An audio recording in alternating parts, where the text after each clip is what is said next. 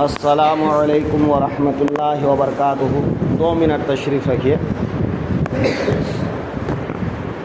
وضو کو جو چیزیں توڑتی ہیں تو وضو توڑنے والی چیزوں میں سے ایک چیز جو ہے خون کا نکل کر بہہ جانا، یعنی جسم کا وہ حصہ جس کا غسل میں یا وضو میں دھونا فرض ہے، اس حصے سے اگر خون نکلتا ہے اور اپنی جگہ سے وہ خون بہہ جاتا ہے، کبھی ایسا ہوتا ہے کہ سوئی کا کچھ بھی معمولی لگے تو خون نکلتا ہے لیکن بوند بن کر اسی جگہ رہ جاتا ہے، وہاں سے ڈھلکتا نہیں ہے، تو وہ خون نکلنے سے وضو بھی نہیں ٹوٹتا ہے اور وہ ناپاک بھی نہیں ہے۔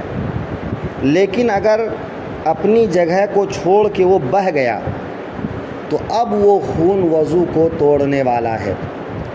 تو اگر آپ پہلے سے وضو بنائے ہوئے ہیں تو وضو سے لے کر نماز پڑھنے تک یا نماز کے بیچ میں کبھی کچھ ایسا ہوا جس کی وجہ سے جسم سے خون نکل کر بہہ گیا تو وضو ٹوٹ جاتا ہے۔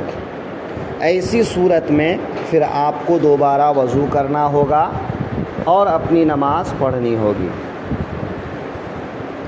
بہہ گیا خون، تو اگر وہ خون اتنا زیادہ ہے کہ درہم کے برابر ہو، نجاست میں ہم لوگ بیان کرتے ہیں درہم کے برابر۔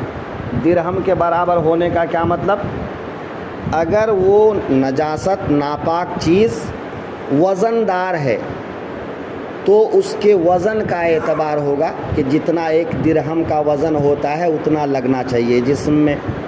لیکن اگر وہ وزن دار چیز نہیں ہے، جیسے پیشاب ہے، خون ہے، یا چھالا پھوٹ جائے اس کے اندر کا پانی ہے، تو یہ سب ناپاک تو ہے، لیکن اس کا اعتبار کیسے کریں گے؟ ایک درہم ہاتھ کو یوں پھیلا کر جب آپ اس میں پانی ڈالیں گے تو جتنے حصے میں پانی رک جائے، بہہ کر نہ گرے، اتنا حصہ مقدار درہم کہلاتا ہے۔ تو اگر بہتا ہوا خون جسم میں یا کپڑے میں اتنے حصے میں لگ گیا تو جسم یا کپڑا ناپاک ہو گیا، اب اس کو بغیر دھوئے نماز پڑھنا جائز نہیں ہے۔ لیکن اگر اس سے کم لگا ہے کہ اپنے ہی جسم کا خون نکل کے کپڑے میں لگ گیا لیکن درہم برابر نہیں ہے، یا مچھر وغیرہ کا خون کبھی کپڑوں میں لگ جاتا ہے تو وہ معاف ہے۔ تو درہم سے کم اگر ہے تو معاف ہے، درہم برابر لگ جائے تو اس کو دھونا واجب ہے۔ تو خون چاہے نماز شروع کرنے سے پہلے نکل جائے یا نماز کے اندر، اگر خون نکل کر بہہ گیا تو وہ خون ناقض وضو ہے، یعنی اس سے وضو ٹوٹ جائے گا۔ آپ کو دوبارہ وضو کرنا ہے، پھر آ کر کے نماز پڑھنا ہے۔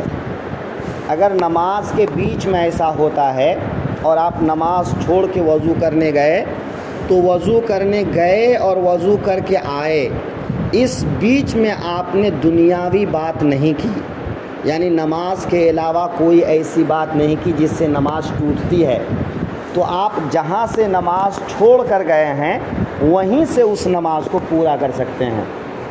کہ مثلاً 4 رکعت والی نماز 2 رکعت پڑھ کے آپ گئے تھے تو وضو کر کے آئے تو اسی جگہ کھڑے ہو کر آپ آگے کی 2 رکعت پڑھ کے اپنی نماز مکمل کر سکتے ہیں۔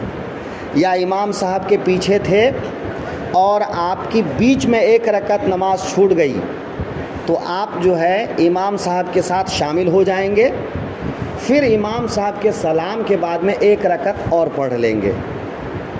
امام صاحب سلام پھیر دیے تو ایسی صورت میں آپ کی جتنی نماز ہو گئی تھی امام صاحب کے ساتھ، اس کے آگے کی جو نماز باقی ہے اس نماز کو پڑھیں گے۔ لیکن یہ کب؟ جب کہ وضو کرنے جانے اور آنے تک آپ کوئی بات چیت نہ کریں جس سے نماز ٹوٹ جاتی ہے، ایسی کوئی بات، ایسا کوئی کام نہیں کریں۔ لہذا دھیان رکھیں کہ اگر کبھی خون جسم سے نکلتا ہے تو کتنا ہے۔ کبھی کبھی ایسا ہوتا ہے کہ بعض دفعہ لوگوں کو لگ جاتا ہے تو وہ انگلی منہ میں رکھ لیتے ہیں، تو اگر وہ خون بہنے جتنا نکلا تو وہ خون ناپاک ہے، اور ناپاک چیز کا کھانا یا پینا جائز نہیں ہے، لہٰذا اس سے وضو بھی ٹوٹے گا لیکن آپ ایک ناپاک چیز کھائیں گے۔